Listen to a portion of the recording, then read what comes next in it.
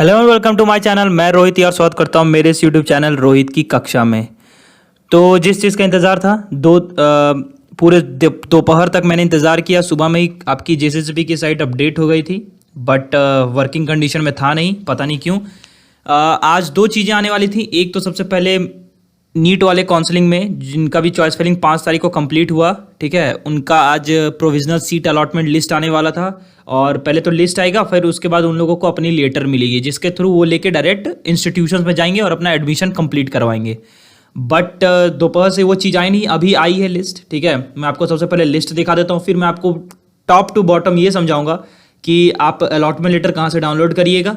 Allotment letter download करने के बाद जब आप इंस्टीट्यूशन में जाएंगे तो कौन कौन सा सर्टिफिकेट आप अपने याद से हाथ में लेके जाएंगे, क्योंकि क्या होता है ना, स्टूडेंट्स रस में रहते हैं। जब एडमिशन का टाइम आता है तो उनके पेरेंट्स भी टेंशन में रहते हैं कि क्या कैसे करना है, कंप्लीट कैसे करना है। मान लीजिए वहाँ कॉलेज में चले गए, कॉलेज में जाने के बाद पता चला कि आपका कोई भी सर्टिफिकेट छूट गया है, तो फिर आप क्या करोगे। तो उस चीज़ों से बचने के लिए आप बिल्कुल ये वीडियो को पूरा एंड तक देख लीजिएगा, आपको समझ में आ जाएगा। और जो चीज़ें मुझसे छूट जाएंगी उन चीज़ों का ध्यान रखिएगा, ठीक है। ज़रूरी नहीं है कि मैंने जो बता दिया वो सिर्फ वही लेके जाना है। कुछ चीज़ें अगर मेरे बोलने से छूट जाए और आपको याद रहे कि मैंने ये बात नहीं बोला है, तो इन चीज़ों के लिए मुझे माफ़ कर दीजिएगा और आप याद से जरूर लेके जाइएगा। मैं जो भी चीज़ें बताऊंगा वो ओरिजिनल डॉक्यूमेंट्स भी आपको लेके जाना है और 2-3 सेट्स जेरोक्स के तौर पे लेके जाना है, क्योंकि हो सकता है ओरिजिनल डॉक्यूमेंट्स आपके वहाँ पे सबमिट कर लिए जाएं और एक सेट जेरोक्स ले लिया जाए डॉक्यूमेंट वेरिफिकेशन के नाम पे, और एक सेट आपके पास हमेशा के लिए रहेगा कि बाई चांस अगर कभी आपको ज़रूरत पड़े किसी भी डॉक्यूमेंट्स के लिए कहीं पर भी सबमिट करने के लिए, तो आप तो बार बार जाके कॉलेज मैनेजमेंट से मांगोगे तो नहीं ना कि मेरा ओरिजिनल डॉक्यूमेंट्स निकाल के दीजिए सर, मुझे ज़रूरत है, तो वो देंगे नहीं इस तरह से, ठीक है। तो इन चीज़ों का आप ख्याल रखें, क्योंकि अक्सर स्टूडेंट से 90% स्टूडेंट से इसी चीज़ पे मिस्टेक होता है कि वो अपने डॉक्यूमेंट सबमिट कर देते हैं और अपने पास कोई भी जेरोक्स के तौर पे उन डॉक्यूमेंट्स का नहीं रखते हैं, तो जिससे उनको आगे जाके इन फ्यूचर पूरा कंप्लीट डिग्री में दिक्कत होता है। मान लीजिए अगर आप बीटेक कर रहे हो, किसी भी चीज़ में हो, मेडिकल में हो, किसी में भी हो, आपको 3-4 साल 5 साल का जो भी डिग्री होगा उसमें आपको दिक्कत होती है। तो चलिए इस वीडियो में आगे बढ़ते हैं। मैं आपको सबसे पहले दिखाता हूँ, आपको यहाँ पे दिख रहा होगा provisional allotment list for admission in medical course through first round of online counselling. इस लिस्ट में जाके आप डाउनलोड कर लीजिएगा। तो जो आपका लिस्ट खुलेगा वो ये है, ठीक है। आपका लिस्ट मैं आपको लोग को शो कर दे रहा हूँ, देखिए ये आपकी लिस्ट है। ये लिस्ट करीबन 45 की 85 पेजेस के हैं, ठीक है, जिसमें दिखाया गया है कि किन कॉलेजेस में किन स्टूडेंट्स का किस कैटेगरी में, चाहे वो जनरल कैटेगरी हो, BC1 हो, SC ST BC2, किस भी कैटेगरी में इनका हुआ है वो यहाँ पे आपको दिख जाएगा, ठीक है। तो शुरुआत से लेकर अंत तक, जैसे पहले CML रैंक जिनका शुरुआत ही हुआ है वो 20वां CML रैंक से उनको कॉलेज अलॉट शुरू हुआ, जिनका नाम अभिमन्यु मंडल है, ठीक है। उनको जनरल कैटेगरी से उनके MBBS की सीट फिक्स हुई है रिम्स रांची में। उसके बाद आपका जितना भी लिस्ट है आपको उसी तरह का देखने को मिलेगा। जनरल बहुत ही कम ऐसे कैंडिडेट है जिनका शुरुआती में देखने को मिल जाए। पहला मेरा ध्यान में गया 123 CML रैंक जिनका था, उनका BC1 कैटेगरी में MBBS में सीट फिक्स हुआ है रिम्स में। तो आप जाइए भाई अपना एडमिशन कराइए।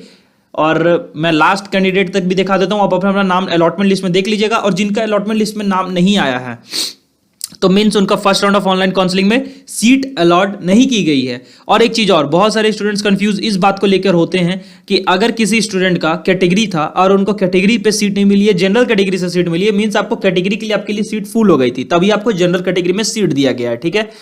और किसी का कैटेगरी जनरल किसी में भी सीट अलॉटिंग हुआ, मींस आपको इस राउंड की काउंसलिंग में सीट अलॉटमेंट नहीं की गई है। तो जो लास्ट तक अपना लिस्ट में नाम चेक कर लें, आपको पता चल जाएगा किसको किस तरह से मिला। जिसको जिस तरह से कॉलेज मिला वो उनकी चॉइस फिलिंग की देन है, ठीक है। उन्होंने जैसा चॉइस फिलिंग किया, आप लोगों ने जिस तरह से कॉलेज अपने ऊपर नीचे सेलेक्ट किए, आपको उसी हिसाब से उसी मापदंड को रखते हुए JCCB ने आपको ये कॉलेज अलॉट किया, चाहे वो आपकी किसी भी कैटेगरी में बिलोंग करता हो, ठीक है। जो सबसे लास्ट में मिला है वो CML रैंक है 2718, ठीक है। उनको मिली अवर डेंटल कॉलेज एंड हॉस्पिटल दंगाभिलाई पहाड़ी जमशेदपुर के BDS कोर्स में ST कैटेगरी में सीट उनकी अलॉट हुई है, ठीक है। तो आप अपने कॉलेज में जाएं, इंस्टीट्यूट्स में जाइए, एडमिशन कराइए। एडमिशन की डेट आपको मैं बता देता हूं, आपकी जो डेट है एडमिशन की दी गई थी, वो डेट आपको ध्यान से याद रहना चाहिए, आपको बहुत जरूरी है। डेट आपका है आज से शुरू हुआ है, बट आज तो बर्बाद हो गया। कल आप डॉक्यूमेंट्स को समेटिएगा और 8 और 9 या 10 3 दिन है आपके पास। आप इंस्टीट्यूट्स में जाइए, अपने मेडिकल इंस्टीट्यूट्स में जाइए और वहां अपना एडमिशन कंफर्म करवाइए, ठीक है। अलॉटमेंट लेटर आपको डाउनलोड कहां से करना है मैं वो भी दिखा देता हूं। आपका जो यहाँ पे लिंक पोर्टल पहले से बना हुआ था, online counselling for admission in medical 2020, उसमें जाना है। अभी वो लिंक अभी ओपन है नहीं, ओपन अभी बंद है, ऑनलाइन मेडिकल लॉगिन क्लोज है अभी। ये जैसे ही साइट अपडेट होगा, जैसे ही यहाँ पे लॉगिन फिर से ओपन हो जाएगा, आप स्टूडेंट्स लॉगिन में अब घुसिएगा, अपना जो आपका नीट का एप्लीकेशन नंबर था और जो आपने पासवर्ड सेट किया था वो पासवर्ड को आप डालिएगा। आपको दिख जाएगा उसी वक्त कि आपको अलॉटमेंट लेटर डाउनलोड करने मिल गया। जिनको मिला है सीट उन्हीं को डाउनलोड करने मिलेगा, जिनको सीट नहीं मिला है वो डाउनलोड नहीं कर सकते हैं, ठीक है। और चीजें मैं पहले ही बता देता हूं, जिन्होंने चॉइस फिलिंग में रजिस्ट्रेशन किया था सिर्फ उन्हीं को आगे अगर कोई राउंड होता है तो उनको उन राउंड्स में अटैच किया जाएगा। बहुत ऐसे कैंडिडेट है जिनका अपना छूट चुका चॉइस फिलिंग का रजिस्ट्रेशन, भले उन्होंने जेसीसीबी में फॉर्म फिलअप किया था, रजिस्ट्रेशन किया था शुरुआत में, बट उन्होंने चॉइस फिलिंग अगर में रजिस्ट्रेशन नहीं किया था तो उनका आगे कुछ भी नहीं हो सकता। वो किसी भी काउंसलिंग में अटैच नहीं रहेंगे जब तक जेसीसीबी कोई नोटिस नहीं डालता है कि हाँ भाई जिनका पहले से भी छूट गया वो भी इसमें हिस्सा ले सकते हैं, तब तक ऐसा कुछ नहीं प्रोसेस है। जिन्होंने भी पहले राउंड 1 में रजिस्ट्रेशन करा लिया वही राउंड 2 में आगे बढ़ेंगे, ठीक है। चाहे जिनको सीट अलॉट हुआ हो, चाहे जिनको सीट अलॉट नहीं हुआ हो, चाहे किसी का सीट अपग्रेड वाला सीन हो या फिर किसी का ऐसा हो जिनको फर्स्ट राउंड में अलॉटमेंट ही नहीं मिला हो और उनको सेकंड राउंड में कोई अलॉटमेंट मिलती है, ठीक है। अब बात कर लेते हैं कौन कौन से इंपॉर्टेंट डॉक्यूमेंट्स। और एक चीज मैं ध्यान से दिखाना चाहूंगा, उस वक्त मैंने नोटिस इसलिए दिखाया था क्योंकि मैं इंतजार कर रहा था कि 6 तारीख को जब आपकी अलॉटमेंट की लिस्ट आएगी तब मैं आपको दिखा दूंगा। जिनका भी अगर Manipal Tata medical college MTMC Jamshedpur में हुआ, उनका ये फीस स्ट्रक्चर पहले से डाला हुआ है जेसीसीबी की साइट में।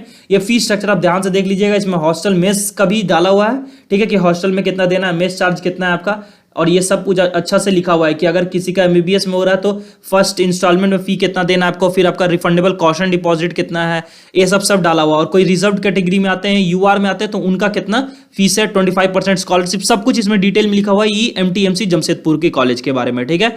और सबसे इंपॉर्टेंट कौन से आपके डॉक्यूमेंट सबसे पहले इंपॉर्टेंट आपको लेके जाने, चाहे आप जनरल हो तो आपको तो सबको एक दो चीज तो कॉमन लेके जाना है। सबसे पहले तो नीट का अपना एप्लीकेशन वाला जो आपका फॉर्म है वो सब आप अपना नीट से रिलेटेड जो भी डॉक्यूमेंट्स आपके हाथ में वो ओरिजिनल आप उठा के लेके जाओगे। हो सकता है बहुत मुझे याद नहीं है कि एडमिट कार्ड शायद आप लोग का ले लिया गया था सेंटर में या एडमिट कार्ड आप लोग को दिया गया है।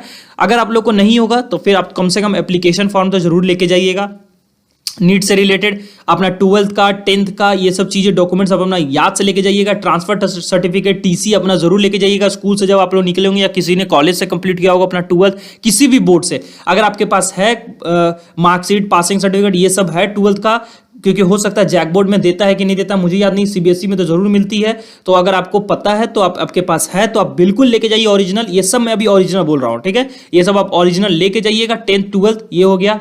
फिर उसके बाद अगर JCCB का आपने जो एप्लीकेशन फॉर्म भरा था वो आप निकाल लीजिए प्रिंट। आप अभी तक अगर आपने मोबाइल या कंप्यूटर लैपटॉप किसी में सेव करके रखा वो आप निकाल लीजिए, वो लेके जाइएगा।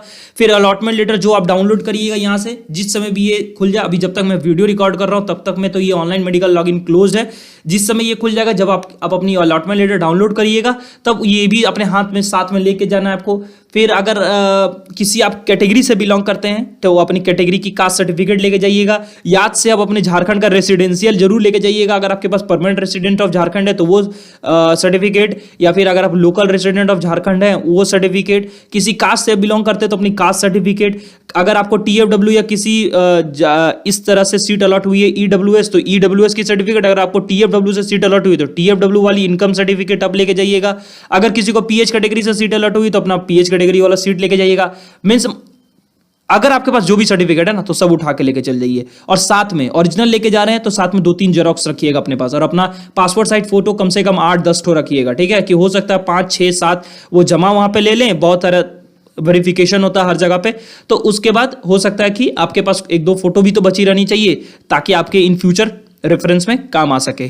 तो जेरोक्स तो ध्यान से रखिएगा और सब बंच एक साथ पहले ही रेडी कर लीजिए ताकि लास्ट टाइम में जब आपके डॉक्यूमेंट वेरिफिकेशन का टाइम आए तो आप अपना फाइल खोल के इधर उधर मेसी टाइप से मत ढूंढिएगा कि कहाँ गया मेरा 10th वाला, कहाँ गया मेरा 12th वाला मार्कशीट, कहाँ गया। फिर आपके पेरेंट्स गुस्सा होंगे कि कहाँ रखा था तुमने। तो बस इस तरह से पहले ही घर में बैठ के आराम से अपने सर्टिफिकेट्स को ध्यान से रख के आराम से कल जेरोक्स कराइए, सर्टिफिकेट्स को रेडी करिए और नेक्स्ट डे तुरंत जाइए अपने कॉलेज में। अगर आप दूर में रहते हैं तो थोड़ा 1-2 दिन बाद भी जा सकते हैं, कोई दिक्कत नहीं है। 10 तारीख से पहले उम्मीद मैं करता हूं कि आप लोग जरूर जाएंगे, ठीक है।